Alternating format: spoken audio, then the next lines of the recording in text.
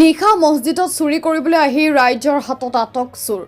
মৌৰাবাৰীৰ শগুনবাহীত এটা মছজিদত যোৱা নিশা তলা ভাঙি প্ৰৱেশ কৰিবলৈ লওঁতে স্থানীয় ৰাইজে আটক কৰে এটা চোৰক। 7 বছৰ অন্তত চোৰটোৰ ঘৰ ঢিঙৰ বটাবাৰী বুলি জানিব পৰা গৈছে। চোৰটোৰ পৰা ৰাইজে চুৰি কাৰ্যত ব্যৱহৃত হোৱা দুডাল ৰডৰ লগতে ড্ৰাগছত ব্যৱহৃত হোৱা সামগ্ৰী উদ্ধাৰ কৰে।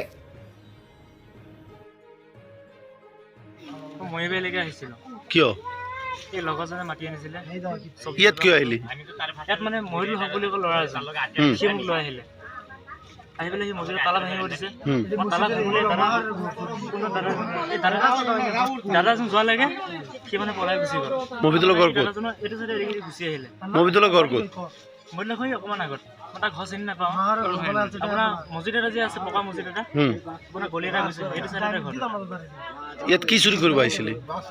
সি কৈছে কি যি পাওঁ বেটেৰী চেটেৰী যি পাওঁ সেয়াকে লৈ যাম বুলি কৈছিলে। তোৰ ঘৰ ক'ত? মোক বটাবাৰী বেচামাৰী বটাবাৰী। নাম কি? মাৰুফালি। দেউতাৰ নাম কি? মহম্মদ আলী। কোনে ধৰিলে তোক পিছত?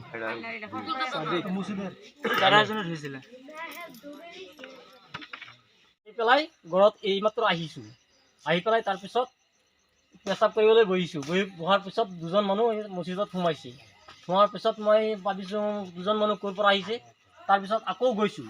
যাই পেলাই দেখিছোঁ মোৰ মছজিদত তালাখনি ভাঙি পেলাই সি ভিতৰত লাইট চাইট জ্বলাই সি ভিতৰত সোমাইছে।